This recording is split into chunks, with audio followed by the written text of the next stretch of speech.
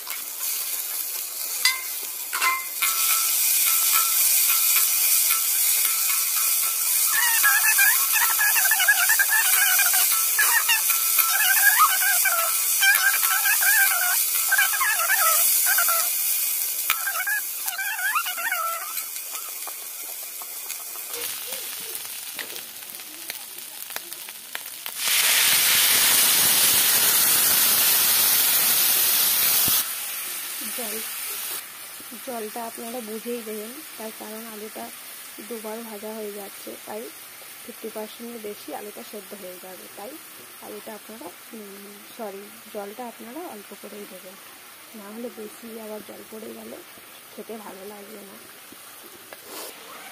এবার আমি দিয়ে দিচ্ছি গরম মশলার গুঁড়ো।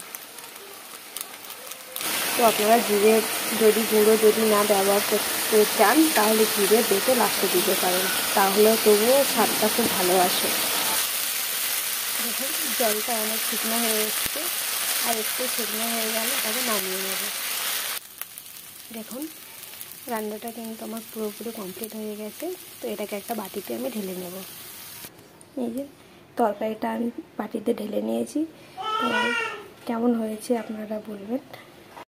এই ছিল আজকের আমার শুটকি মাছের রেসিপি।